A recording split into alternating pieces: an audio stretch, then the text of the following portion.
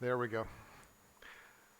We are finishing off this series on the Samaritan woman, the woman at the well. And it's been kind of a neat study. Recognize most of you probably haven't gotten all of it, but I do know that some of you catch in on ones that you miss online. That's good. It is on YouTube. You can catch it up. And things to learn from stories. Get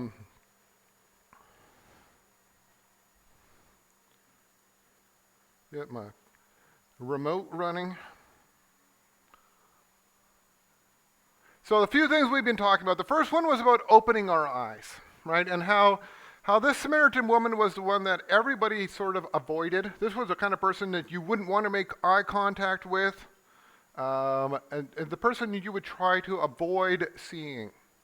You know what it's like when you run into a salesman or something and you know that you don't want to make contact. That would be bad. Or if you're driving on the streets in Winnipeg and someone comes by with their little sign in a little basket and you don't make contact, right? Don't look.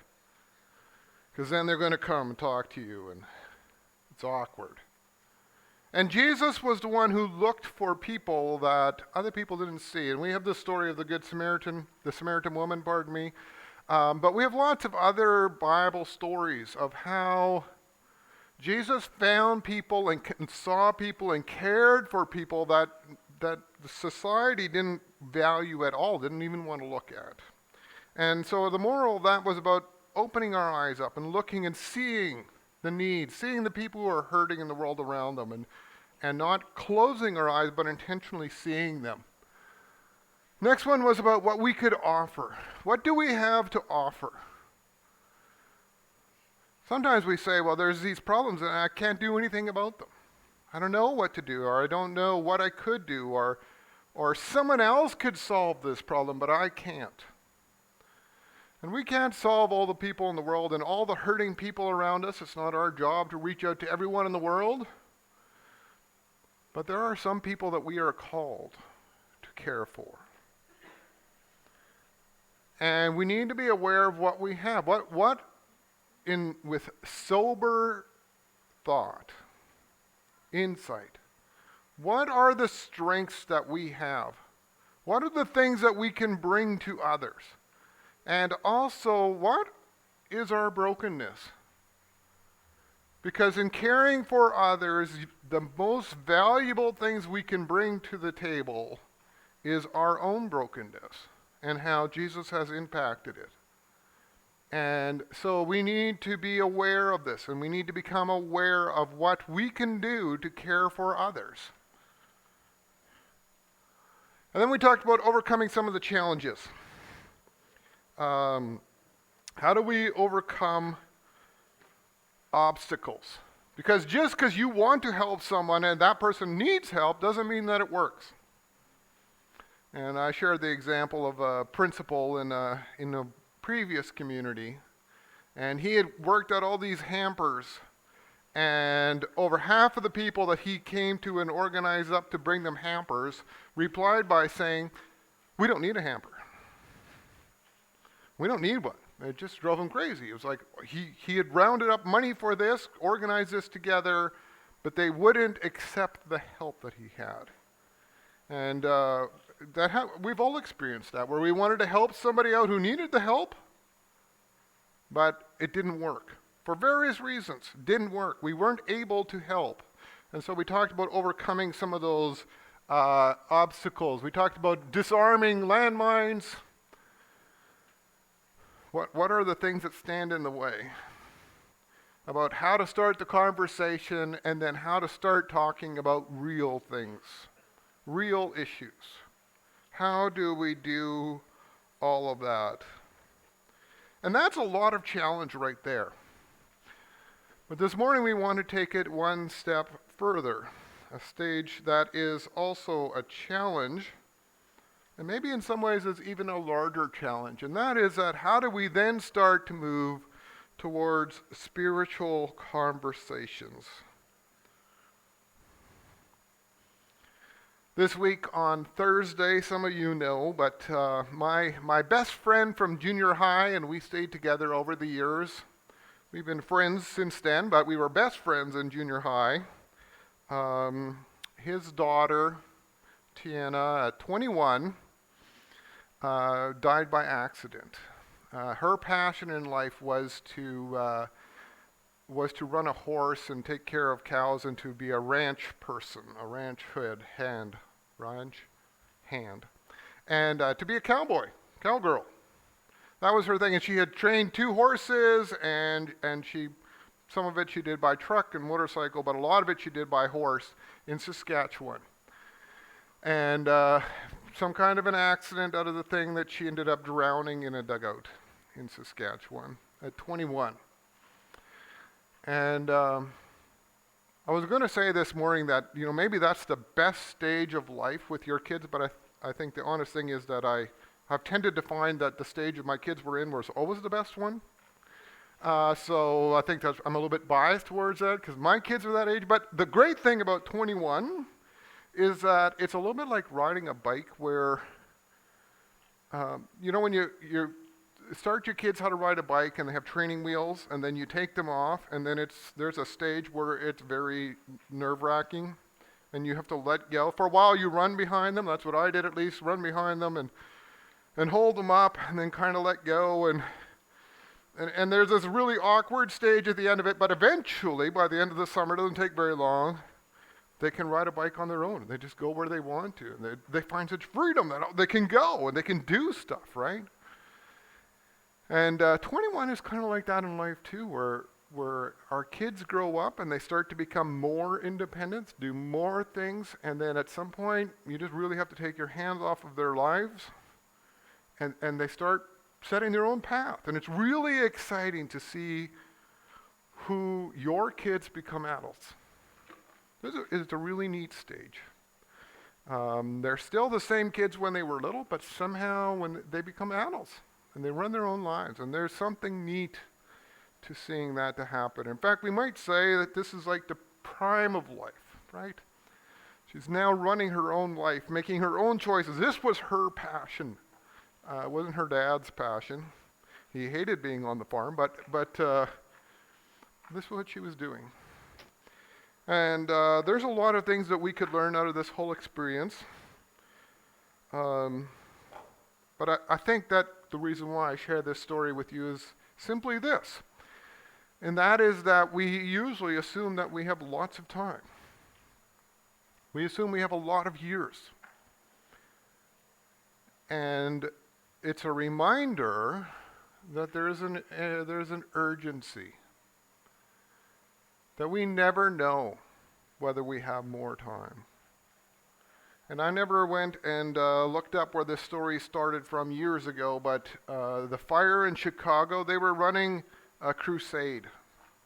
And I don't think that it was Billy Graham. I believe it was the man who led Billy Graham to the Lord, but he was running a crusade in Chicago. And he set up the message so that the next night he would come and tell them about salvation. And that night, the city burned down. Thousands of people died. They had to cancel the meeting for the next night.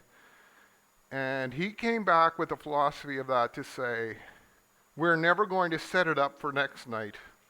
We're going to preach and proclaim salvation every week at a crusade. And Billy Graham took on that tradition. Every night we ask people to come to follow the Lord. Because there might not be tomorrow. There might not be tomorrow. We think of ourselves as young. Doesn't matter how old we are, we tend to think of ourselves that way. And we think that we have lots of time. But there is an urgency. We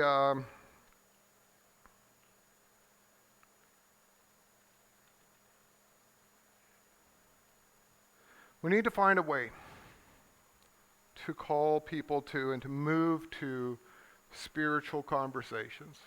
It's difficult to do. Last week we talked about overcoming challenge. I gave you a book. I believe it was Critical Conversations.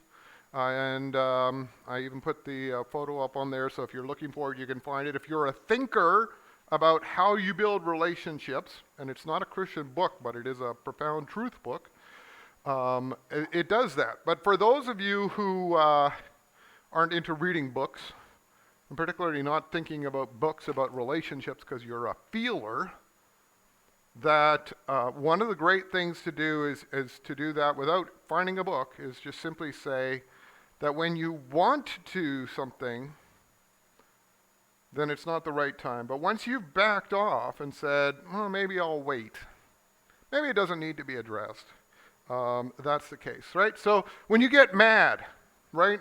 When you get mad and you think, I want to go over to that person and deal with that person right now, usually not a good time to deal with it, right? Sometimes you have to when you're mad. Almost never leads to good situations. But once you calm down, it's all of a sudden it starts to become like, maybe it wasn't that bad a deal. Maybe I don't need to address it, right?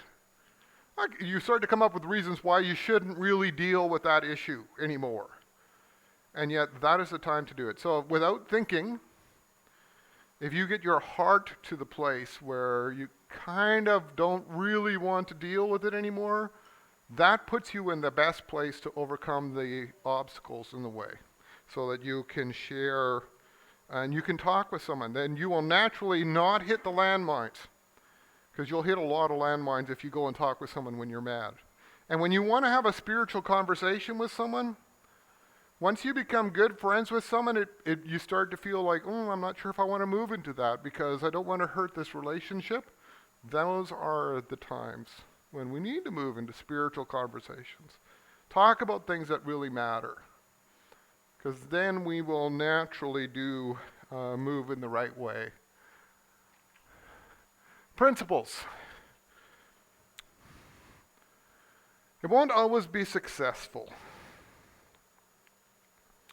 You know, it's fascinating. In our story of the Samaritan woman, when Jesus starts his conversation with her, he avoids the conversation left and right. He tries to destroy. She tries to get away from this thing, but in the end, she accepts this. In fact, she goes running into town to tell everyone they should come back and listen. And then eventually, all the people in town come by and listen to Jesus. And then they end up staying around for 2 days. Here, the disciples were like, "Why in the world are we even here just for a minute? Let's get back to safety." They spent 2 days. Seemed like Jesus always liked into this uncomfortable place. And the people listen. There's this huge response. But it's not always the case. Lots of times it is, but not always. We have, for instance, the story of the rich ruler who asked Jesus what he needed to do in order to enter into heaven. Mark chapter 10. Jesus looked at him and loved him. It's interesting phrasing. Jesus looked at him and loved him. "One thing you lack," he said. "Go sell everything you have and give it to the poor, and you will have treasure in heaven. Then come, follow me." And at this, the man's face fell, and he went away sad, because he had great wealth. Jesus came, and he cared. He wasn't trying to run this guy away. He loved him, he cared for him, and he told him the truth. And the man walked away. We don't know, maybe later on in life, maybe this was a step in the process. Maybe there was a reason why, but I want you to know that Jesus, who is perfect, somebody came and opened up the question to him, and he shared the truth with him, and that guy left sad. There are times in the Bible where people walked away from Jesus, they were sad. Sometimes they got away from Jesus and they were mad because Jesus spoke the truth. And if you and I move things to spiritual conversations with people, we will not do better at this than Jesus did. And it means that sometimes some people are going to turn away. Most of the time in the story of the Bibles, people responded to Jesus. They were drawn to God, but not always. And when you and I move into spiritual conversations with people, they're not always going to be successful, whatever we define that to. But they were not always successful for Jesus either. And that sometimes it's part of the journey to share something with someone who people turn away from that sets the place for things down the road. There's reasons we don't know. And so, because I've seen far too often where people have had spiritual conversations with a good friend and it turned out negative, and then they just said, I'm not going to do that anymore.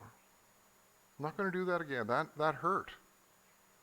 And yet we need to keep on doing this. It happened to Jesus as well. The next one is that there's more opportunities for us to enter into spiritual conversations than we are, maybe more than we would like. Let's put it that way. People are watching us. They understand how their world works, and they recognize that as Christians we stand out to the world. And they see it in little ways and in big ways. You'll be surprised how often you start entering a spiritual conversation with someone, and you'll find out that they've been wondering for a long time about some of these things. If you manage to avoid the landmines, you'll discover that actually they've been curious and they would really like to talk to you about some of that, because there's a few things going on in you that they find are really quite weird and sort of attractive, and they would like to know more. I remember the first time this happened for me is like maybe 17, working in a construction site, and I decided that I would just sort of not, witness at anybody, but I was just going to let people know that I was willing to talk about things that were spiritual. And there was a young guy there, a French-Canadian kid, and we were working together. And all of a sudden, out of the blue, he asked me a spiritual question. He wanted to know why I was praying before meals, because we sat in the same lunchroom, right? And he had noticed this. And I was completely shocked. I had no idea how to answer this question at all. It's the first time I'd ever really thought about this. I just did because that's what I always did. So we all did in our household. I hadn't thought about it. And he just said to me, no, I didn't mean to hurt you. It's okay. And I thought, no, my whole goal for the summer was that someone would ask me some conversation like this. And yet the way I responded to it, it was so unsettled to me. I came back the next day. I had a better answer the next day. And then we could start having a conversation. But there's a lot of people that are curious. Why do you come to church on a Sunday morning?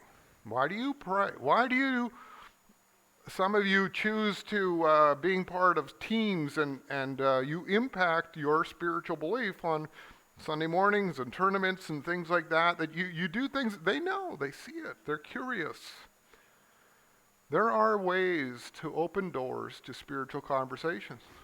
And there's more doors than we would necessarily be aware of, and more than we're comfortable with. We're not only opening our eyes, with to see the eyes in others, but we need to open to see the opportunities that are there. And then we need to move into a conversation about Jesus. There's some advantages that Jesus had in this whole system. The discussing about sin is something that they were more willing to do, but they were more willing to talk about spiritual things. Almost every society in the world is more open to a spiritual conversation than what we have here in Canada. It's sort of become the thing you're not supposed to talk about. And so we have some of those obstacles that the world doesn't have, but we need to share with the world what it's like to have a relationship with Jesus. And there's some obstacles in the way. What is a relationship with Jesus all about? One of the advantages we have in our society is that we are great about having conversations about sexuality. This is they start this in Kindergarten, grade 1, we start pushing this in schools to let you be aware of sexuality and all these kinds of things. We're big into talking about these things. How we would like to talk about it is a little bit different than the world is comfortable with, but sexuality is a topic that sort of is everywhere.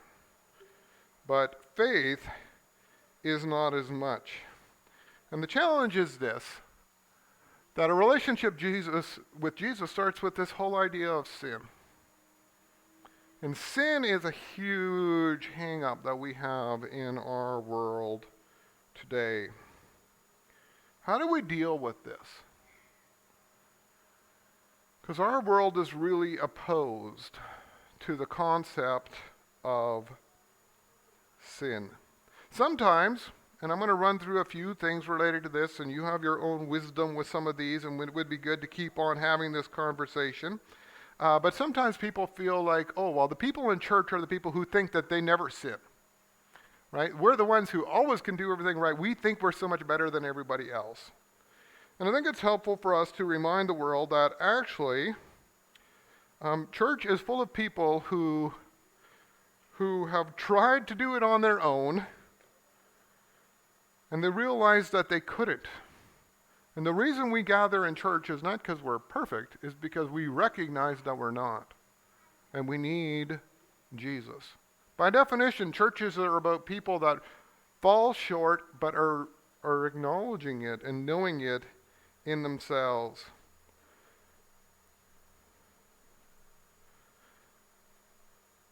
I'm not sure if any of you had a lot of connection with Alcoholics Anonymous. They have a 12-step program. There's people in our community who have been part of that process, and I've had a chance to encourage people in various parts of that step. 12-step program. The first step says that we admit that we are powerless over, well, we would call it sin, but they would call it addiction. And that our lives have become unmanageable. A lot of people in the world are willing to admit to that one. There's stuff going on in my life and I'm not able to manage it anymore, and I'm trying to fix this thing. I'm trying to make it work, but I can't do it on my own. Second step of the 12-step program is I have come to believe that a power greater than ourselves could restore us to sanity. I need something outside of myself because I've tried it all and I can't do it. And the third step says to make a decision to turn our will and our lives over to the care of God. These are 12-step programs. They're for Alcoholics Anonymous, they're for Gamblers Anonymous, they're for all these things, all these 12 steps. I've tried on my own and I can't do it. And I've realized that only God can do it, and I've committed myself over to God to do it. And if you take that and apply it to alcohol, then you're an Alcoholic Anonymous. And if you apply it to your whole life, then you're part of the church. We've just acknowledged that about our whole lives. So it's not about that we are vastly superior to others. It is about the fact that we're the ones who recognize that we can't do it ourselves, and we need God. Perhaps another view of sin that's helpful.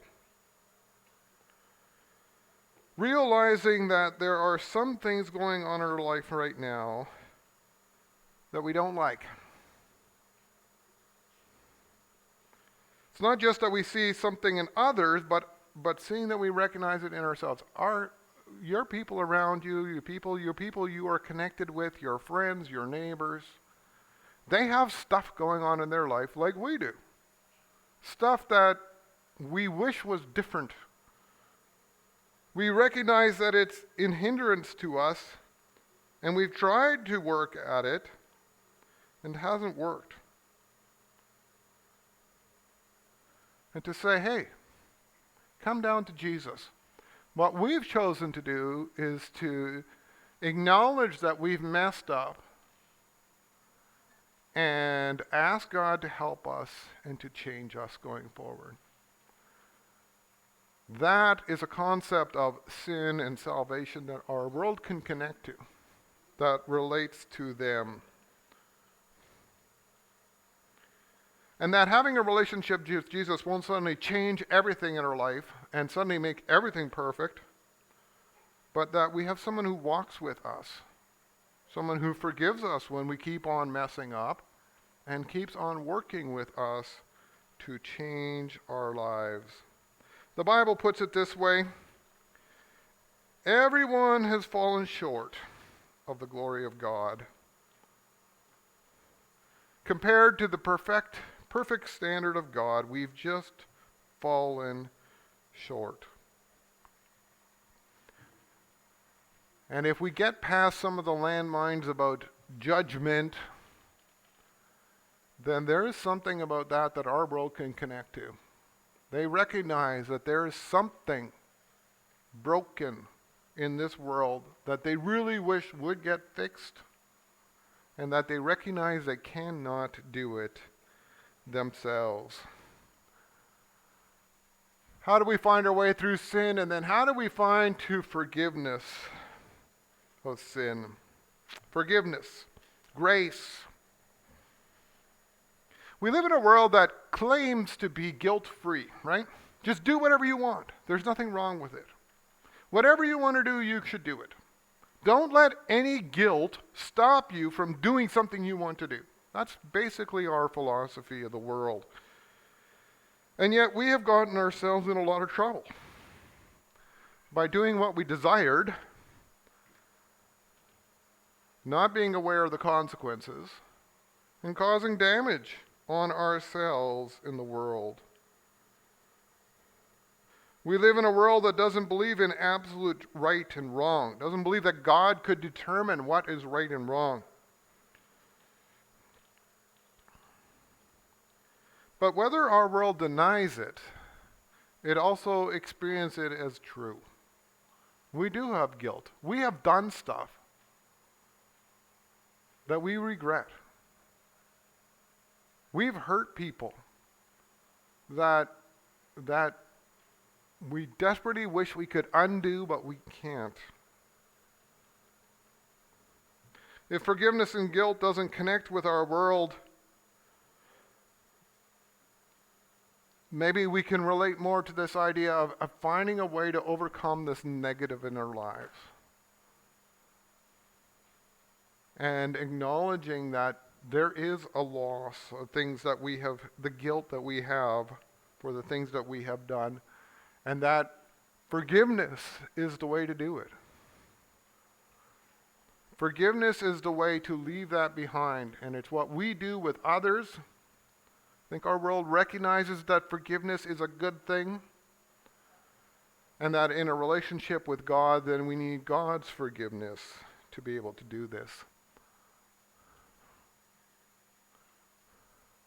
And the last one is about a commitment to Jesus. A commitment to Jesus and to a changed life. Turning to Jesus, seeking his life. Jesus wants to be in our lives. He wants to help us with our lives. He wants to move us in the right directions of our lives. Jesus wants us to keep on reading the Bible and relating with him and spending time with him, because he is the solution to finding these challenges in our lives. We don't do these things because we have to, but because we recognize that in pursuing Jesus, we are finding what we need in life. And so these are some of the obstacles in these spiritual conversations. And it's you could, I'm sure, each one of you come up with your own parts of understanding of this. How do we work with sharing the truth of Jesus about sin, about guilt, and about forgiveness that relates to our world in a way that gets past their defenses and allows them to recognize from their heart that there's a truth to this, because it is there.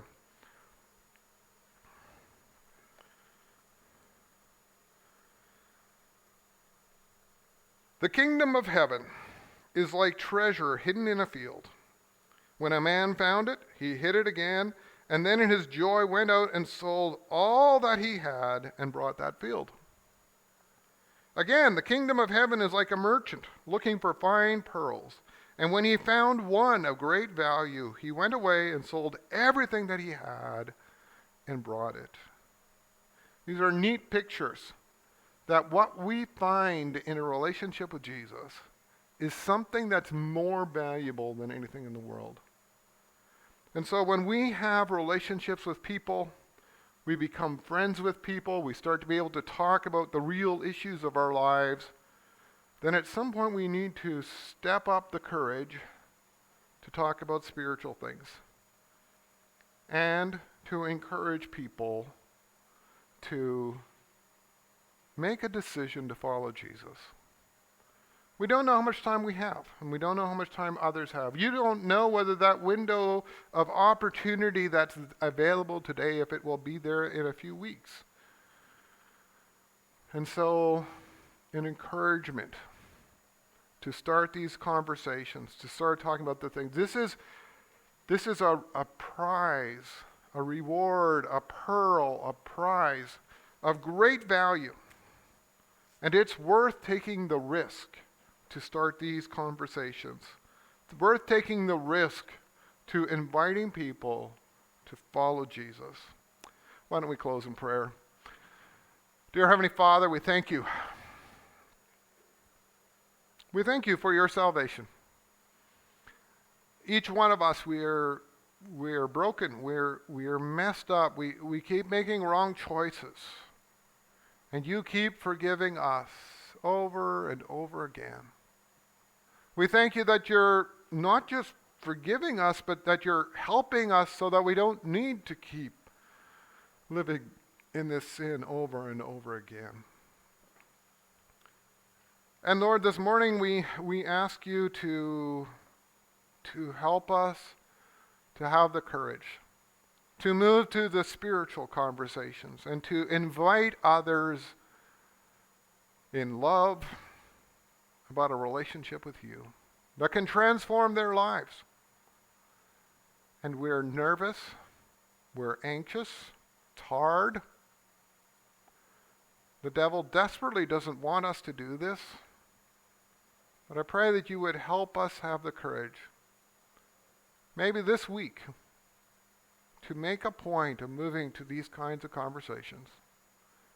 We thank you for what you did in our lives, and we pray that all the people in our lives that we know and that we care for would also experience the blessing of your forgiveness and your grace and your gift of heaven.